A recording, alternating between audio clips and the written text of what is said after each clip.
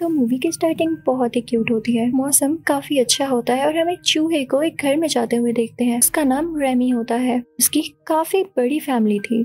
ये मुल्क पेरिस दिखाया गया है। यहाँ पर तरह तरह के खाने बनते हैं। अब जो खाना बच जाता, इन चूहों की फैमिली उनमें से अपना खाना ढूंढ कर खाती, लेकिन रेमी उन सबसे कहता कि तुम लोग जंक में से अपना खाना ढूंढ कर मत खाया करो। रेमी हर चीज को सूंघ कर खाता और जो चीज उसे फ्रेश और ठीक लगती वो सिर्फ उसे ही खाता। और दूसरी तरफ उसे ये भी इशू था कि मैं किसी का छोड़ा हुआ खाना क्यों खा रहा हूँ। तो वो हमेशा से अपना खाना बनाना चाहता था। उसको एक शेफ भी बहुत पसंद था जिसका नाम गुस्तो था। वो पेरिस का सबसे फेमस और बड़ा शेफ था। रेमी उनका शो देखने के लिए एक बूढ़ी औरत के घर जाया करता था, लेकिन आज के दिन उस बूढ़ी औरत को फील हो ही जाता है कि मेरे घर में कोई चूहा है। वो बूढ़ी औरत अपनी गन उठाती है और उस पर शूट करने लगती है, लेकिन शूट करते करते वो अपनी छत पर भी शूट कर देती है और छत के ऊपर रहती थी रेमी की पूरी फैमिली। अब छत गिरने की वजह से हजारों चूहे नीचे गिर जाते हैं। वो बूढ़ी औरत डर कर उन्हें और शूट करने लगती है और चूहे भागते भागते बाहर आ जाते हैं। तेज बारिश होने लगी थी और रेमी इस वजह से पीछे रह जाता है क्योंकि वो अपनी फैमिली में छोटा होता है। अब रेमी की फैमिली डरकर तेजी से भाग रही होती है और सिवरेज में चली जाती है। कोई लकड़ी के टुकड़े पर होता है, कोई पत्ते पर होता है, तो कोई किसी और चीज पर। ये लोग रेमी को भी आवाज दे रहे होते हैं, लेकिन रेमी काफी पीछे था। वो उस घर से निकलते निकलते उस शेफ की बुक भी उठा लाया था और उसी पर ही उन तक पहुँचने की कोशिश करता है, लेकिन नहीं पहुँच पाता। इसकी फैमिली अब इससे काफी दूर जा चुकी थी क्योंकि बारिश हो रही थी और पानी का फ्लो बहुत ज्यादा था जो कि उनको खुद ही दूर ले गया। अब रेमी एक दो दिन तक उसी सिवरेज में रहता है, उसी बुक के साथ, लेकिन उसे अपनी फैमिली का कोई निशान नहीं मिलता।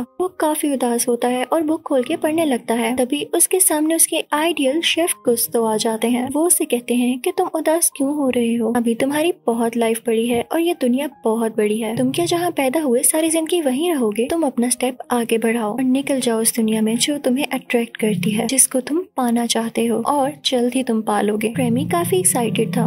वो अपनी इमेजिनेशन में चल रहा होता है और फाइनली वो उस जगह पहुंच जाता है जहाँ पर पेरिस में शेफ गुस्तो का सबसे अच्छा और बड़ा रेस्टोरेंट था। वो उसकी रूफ टॉप पर बैठा होता है और उसे यकीन नहीं आता कि वो यहाँ पहुँच गया, क्योंकि अगर ट्राई की जाए तो कुछ भी इम्पॉसिबल नहीं है। अब हमें रेस्टोरेंट के अंदर का सीन दिखाया जाता है कि रेस्टोरेंट के किचन में क्या क्या हो रहा होता है। वहाँ का स्टाफ काम कर रहा होता है कि तभी वहाँ पर एक लड़का आता है जिसके हाथ में कुछ डॉक्यूमेंट्स थे, यानी वो यहाँ जॉब के लिए आया था। तो रेस्टोरेंट का हेड, जिसकी हाइट काफी छोटी होती है, वो उससे कहता है कि हाँ, हमें सफाई वाले की तो जरूरत है, तो हम तुम्हें एज ए स्वीपर रख लेते हैं। वो लड़का, जिसका नाम लिंगुइनी होता है, अपना काम करते करते वहाँ पर बन रहा सूप गिरा देता है। वो काफी डर जाता है कि मैं अब क्या करूँ, ये तो काफी ज्यादा सूप गिर चुका है। तो वो उसे दोबारा से ज्यादा करने के लिए उसमें अजीबोगरीब चीजें डालने लगता है। ये सब ऊपर से रेमी और गुस्तो की सोल भी देख रही होती है जो कि रेमी के साथ ही थी। रेमी को क्योंकि कुकिंग का काफी शौक था, तो वे ये नहीं देख सकता था कि लिंगुइनी इतने अजीब एक्सपेरिमेंट्स कर रहा है और सूप को खराब कर रहा है। तो वो अजीब रिएक्ट करने लगता है कि जैसे वो खुद कुछ करना चाहता हो, और इसी दौरान वो उस छत के शीशे से नीचे सिंक में गिर जाता है। वो बेचारा गीला हो जाता है। वो वहाँ से भागने की कोशिश करने लगता है। बेचारा जैसे तैसे करके खिड़की के पास जाता है ताकि वहाँ से बाहर निकल जाए, लेकिन जब उसको सूप की स्मेल आती है तो वो कहता है कि इसने तो सारा सूप ही खराब कर दिया है। उसकी शेफ वाली एबिलिटीज जागने लगती हैं और उसका दिल चाहता है कि मैं कुछ नया बनाऊं। वो पास पड़ी प्रोडक्ट्स को यूज करने लगता है।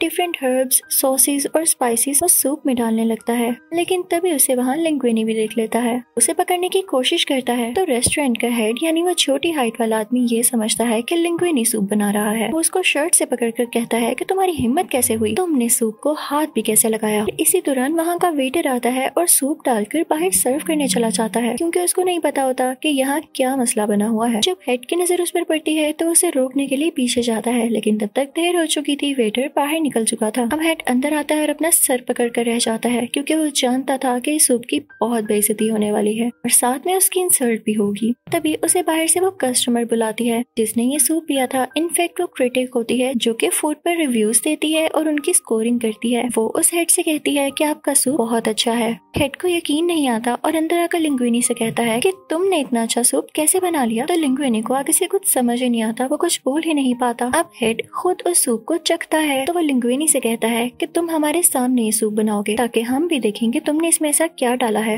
रेमी भी ये सब कुछ सुन रहा होता है। वो अपनी जान बचाने के लिए खिड़की से बाहर निकलने लगता है, लेकिन तभी उसे हेड देख लेता है। लिंगुइनी से कहता है कि इसको बाहर फेंक दो जाकर। लिंगुइनी उसे पकड़कर बाहर ले आता है, लेकिन बाहर आकर लिंगुइनी उसे नहीं फेंकता। उससे बातें करने लगता है कि क्या वाकई तुमने वो सूप बनाया। तो रेमी आगे से सर हिलाने लगता है। वो दोनों एक दूसरे से बातें करने लगते हैं, लेकिन साथ ही साथ रेमी अब फ्री भी होना चाहता था। तो जैसे ही लिंगुइनी जार का कैप खोलता है तो रेमी भाग जाता है। लिंगुइनी काफी सैड हो जाता है कि मैंने तो सूप बनाया ही नहीं था, मेरी तो हेल्प इसने की थी। अब ये चला गया तो मैं सूप कैसे बनाऊंगा। जब रेमी देखता है कि लिंगुइनी सैड हो गया है तो वो वापस आ जाता है। अब ये दोनों लिंगुइनी के छोटे से घर में जाते हैं। अब सुबह होते ही रेमी इन दोनों का ब्रेकफास्ट बनाता है और ये मिल के रेस्टोरेंट चले जाते हैं। ये सोचने लगते हैं कि हम मिल की कुकिंग कैसे करेंगे, क्योंकि रेस्टोरेंट हेड ने तो सिर्फ लिंगुइनी को कहा था सूप बनाने के लिए, लेकिन असल में तो बनाया वो रेमी ने था। तो रेमी इसको गाइड कैसे करेगा। तब इन लोगों को आइडिया आता है। रेमी लिंगुइनी की शेफ कैप के अंदर बैठ जाता है और उसके बाल खींचने लगता है, यानी जैसे हम जॉयस्टिक से खेलते हैं। रेमी भी लिंगुइनी के बाल पुल करने लगता है, उसे बताने के लिए कि ये स्टेप कैसे करना है और कैसे ये चीज उठानी है और कौन सी उठानी है। ये लोग घर जाकर उसकी अच्छे से प्रैक्टिस करते हैं। इन दोनों के एक्शंस एक दूसरे के साथ काफी मैच हो चुके थे। अब अगला दिन आता है और लिंगुइनी रेस्टोरेंट में वो सूप बना देता है, बिल्कुल वैसे ही जैसे रेमी ने इसे बताया। रेमी ने इसे बनवाया। अब रेस्टोरेंट का हेड कहता है कि तुमने अच्छा सूप बनाया, तुम्हें स्वीपर से हटाकर मैं तुम्हें जूनियर शेफ की ड्यूटी देता हूँ। लेकिन लिंगुइनी को और चीजें सिखाने के लिए और उस पर चेक रखने के लिए वो हेड एक फीमेल शेफ को कहता है और अब वो उसे और चीजें बताने लगती है। वो साथ में उसे गुस्तों का फेवरेट डायलॉग भी बताती है, यानी ये उनका एक स्लोगन भी था कि एनीवन कैन कुक, कि हर कोई पका सकता है। तो इसलिए तुम्हारा पास जैसा भी था, तुम चाहे स्वीपर थे लेकिन तुम भी पका सकते हो। उसी दौरान हम रेस्टोरेंट के हेड को देखते हैं जो कि वो डॉक्यूमेंट्स पढ़ रहा होता है जो कि लिंगुइनी उसके पास लाया था जॉब एप्लीकेशन के टाइम। उसको पता चलता है कि लिंगुइनी कोई और नहीं बल्कि गुस्तों का बेटा है। वो कहता है कि मैं इस बात पर यकीन नहीं कर सकता। एक आदमी को बुलाता है और उससे कहता है कि गुस्तों की कैप ले जाओ और उससे डीएनए टेस्ट करो और फिर लिंगुइनी के साथ मैच करके मुझे बताओ कि क्या वाकई ये गुस्तों का बेटा है। अब सीन चेंज होता है और हम देखते हैं अब वो लोग कोई नई चीज बनाना चाहते थे। तो रेस्टोरेंट का हेड लिंगुइनी से पूछता है कि क्या तुम कुछ नया बना सकते हो। अब लिंगुइनी और वो फीमेल शेफ कुछ बनाने लगते हैं, लेकिन रेमी लिंगुइनी को दोबारा से कंट्रोल कर रहा था और अपनी मर्जी से उस रेसिपी में चीजें ऐड कर रहा था। फिर जब ये डिश तैयार हो जाती है तो वो फीमेल शेफ अपनी सॉस लाती है उस पर डालने के लिए, लेकिन तब तक रेमी सॉस बनवा चुका था। तो लिंगुइनी वो सॉस डिश पर डाल देता है और फिर से वो डिश बाहर लेकर जाई जाती है। सब लोग उस डिश की बहुत तारीफ करते हैं और उसकी डिमांड बढ़ जाती है, लेकिन बेचारे लिंगुइनी के साथ वो हेड अब भी बुरा करता था। उसे सारे बर्तन धोने पड़ते हैं। दूसरी तरफ जब रेमी रेस्टोरेंट से बाहर जा रहा होता है तो उसे किसी का शैडो दिखाई देता है जो कि कोई और नहीं बल्कि उसका भाई था, यानी उसकी फैमिली वहीं कहीं थी। वो वापस अपनी फैमिली के पास जाता है तो उसकी फैमिली बहुत खुश होती है। वहाँ रेमी उन्हें सब कुछ बताता है। तो रेमी के फादर उससे कहते हैं कि तुम इंसानों से दूर रहो, इंसान तो चूहों को मार डालते हैं। रेमी ये सुनकर और देखकर काफी डर जाता है, लेकिन जब अगले दिन वो रेस्टोरेंट में जाता है तो देखता है कि लिंगुइनी सो रहा है क्योंकि उस पे काम का काफी बर्डन था। वो उसे उठाने की कोशिश करता है लेकिन वो गहरी नींद में होता है। फीमेल शेफ भी उससे बातें कर रही होती है लेकिन उसकी बातों का जवाब नहीं दे रहा होता। तो फीमेल शेफ नाराज होकर जाने लगती है। तब तक लिंगुइनी भी उठ जाता है और वो दोनों साथ बाहर निकल जाते हैं और वो दोनों आहिस्ता आहिस्ता एक दूसरे को पसंद करने लगे थे। दूसरी तरफ हमें एक बहुत बड़ा और फेमस क्रिटिक दिखाया जाता है जो कि बड़े बड़े 5 स्टार और 7 स्टार रेस्टोरेंट्स को रेटिंग दिया करता था। एक बार इसने गुस्तों के रेस्टोरेंट को भी रेटिंग दी थी, लेकिन काफी बुरी। उसने इसमें काफी बैड वर्ड्स लिखे थे जिसे पढ़कर गुस्तों को हार्ट अटैक हो गया और वो बेचारे मारे गए। अब जब इस बुरे क्रिटिक को ये बात पता चलती है कि गुस्तों का रेस्टोरेंट काफी अच्छी रेटिंग पर जा रहा है तो इसे काफी गुस्सा आता है। अब जब किचन में लिंगुइनी और वो फीमेल शेफ बातें कर रहे होते हैं तो रेमी को काफी बुरा लगता है क्योंकि लिंगुइनी अब रेमी से बातें नहीं किया करता था। तो रेमी सोचता है कि मेरे फादर ठीक कहते हैं, इंसानों का हमारा कोई ख्याल नहीं, लेकिन मुझे तो अपनी फैमिली का ख्याल है तो मैं इनके लिए खाना लूंगा। यानी रेमी अब यहाँ के किचन से खाना चुराने वाला था, लेकिन जब वो वहाँ जाता है तो वो लॉक्ड होता है और उसकी चाबी थी रेस्टोरेंट के हेड के पास। जब रेमी उस हेड के ऑफिस में जाता है तो वहाँ पे कुछ पेपर्स पड़े होते हैं। उस पर ये लिखा होता है कि लिंगुइनी वाकई गुस्तों का बेटा है। वो गुस्तों की विल होती है कि मेरे बाद मेरा रेस्टोरेंट मेरे बेटे का होगा। यानी अब हेड भी जान चुका था कि वाकई लिंगुइनी है गुस्तों का एक ही एक बेटा। रेमी वहाँ से वो डॉक्यूमेंट्स लेके भाग जाता है, लेकिन हेड भी उसका पीछा करने लगता है। वो उसे नहीं पकड़ पाता तो रेमी ये डॉक्यूमेंट्स उन दोनों को दे देता है। अब तो जैसे लिंगुइनी के दिन बदल गए थे क्योंकि सारा रेस्टोरेंट उसके नाम था और इसके बाद रेस्टोरेंट से उस धोखेबाज हेड को निकाल दिया जाता है। अब लिंगुइनी की सब काफी तारीफ करते थे। उसका रेस्टोरेंट और भी ज्यादा चलने लगता है क्योंकि उनको पता चल चुका था कि गुस्तों का बेटा है और जरूर इसके हाथ में भी काफी टेस्ट होगा कि तभी उसके रेस्टोरेंट में वो बुरा क्रिटिक आता है और उससे कहता है कि नेक्स्ट वीक मैं दोबारा आऊंगा और तुम्हारे खाने को रेटिंग दूंगा। लेकिन इस दौरान लिंग्विनी और रेमी में लड़ाई हो जाती है। लिंग्विनी रेमी से कहता है कि ठीक है, मैंने बहुत कुछ सीख लिया, अब मुझे तुम्हारी जरूरत नहीं। वो रेमी को उस रेस्टोरेंट से बाहर निकाल देता है। रेमी को काफी दुख होता है और वो कहता है कि मैंने हमेशा इसके साथ अच्छा किया, लेकिन ये फिर भी ऐसे कर रहा है। वो गुस्से में अपनी सारी फैमिली को वहाँ के किचन में ले आता है और खाना चुराने लगता है। लेकिन जब लिंग्विनी इनको देखता है तो वो रेमी को पकड़ के कैद कर लेता है, उसे एक केज में डाल देता है। लेकिन जल्दी वो दिन आ चुका था जब उस क्रिटिक ने इनके रेस्टोरेंट में आना था। अब वो इनसे कहता है कि मुझे कोई स्पेशल डिश चाहिए जो पहले न कभी बनी हो। अब लिंग्विनी काफी डर जाता है क्योंकि उसे कुछ नया बनाना नहीं आता था।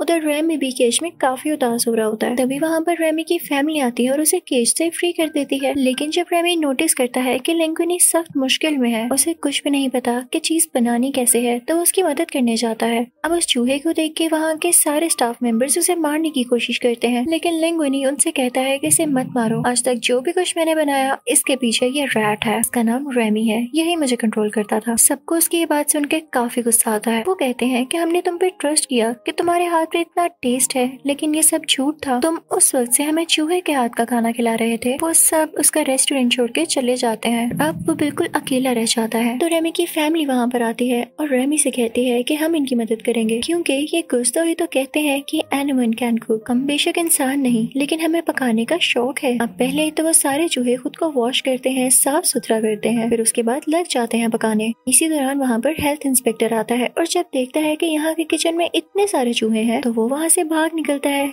यानी वो न्यूज़पेपर में जरूर खबर देगा कि इस रेस्टोरेंट में चूहे हैं और इससे उसकी रेटिंग डाउन होगी। खैर, अब वो डिश तैयार होने लगती है। किचन में हर तरफ चूहे ही चूहे थे और दूसरी तरफ लिंग्विनी बाहर से ऑर्डर्स ले रहा था और उन लोगों को सर्व कर रहा था। अब वो टाइम आ जाता है जब उस क्रिटिक के लिए वो डिश तैयार हो जाती है। अब वो डिश उस क्रिटिक को सर्व की जाती है। जैसे ही वो उसकी पहली बाइट लेता है तो अपनी आंखें बंद कर लेता है। उसने आज तक इतनी डिलीशियस डिश कहीं नहीं खाई थी, सिवाय उस टाइम के जब उसकी मदर उसके लिए ये बनाया करती थी, क्योंकि वो बचपन में एक विलेज में रहा करता था जहाँ उसकी मदर वेजिटेबल से उसके लिए ये बनाती थी। तब तक वहाँ पर फीमेल शेफ भी पहुंच चुकी थी जिसने थोड़ी बहुत लिंग्विनी की हेल्प भी करवाई थी। अब वो क्रिटिक कहता है कि मैंने जो भी किया गलत था, लेकिन आज जो मैंने डिश खाई है वो मैं बता नहीं सकता कि मुझे कितनी अच्छी लगी। वो कहता है कि मुझे अपना शेफ तो दिखाओ। अब जब सब लोग चले जाते हैं तो लिंग्विनी और वो फीमेल शेफ उस चूहे यानी रेमी को लाते हैं। वो क्रिटिक को बताते हैं कि ये है हमारा शेफ। तो क्रिटिक उसे देख के काफी हैरान होता है, लेकिन वो कहता है कि मुझे खाने का वाकई बहुत मजा आया। अब नेक्स्ट डे न्यूज़पेपर में हम देखते हैं कि उस क्रिटिक ने काफी अच्छा रिव्यू दिया है और साथ में ये भी लिखा है कि इस रेस्टोरेंट का शेफ एक चूहा है। दूसरी तरफ उस हेल्थ इंस्पेक्टर ने भी इस रेस्टोरेंट को सील कर दिया था यहाँ चूहे होने की वजह से। और जब क्रिटिक ने भी ये लिख दिया कि यहाँ का शेफ चूहा है तो लिंग्विनी को भी वो रेस्टोरेंट बंद करना पड़ा, क्योंकि जाहिर है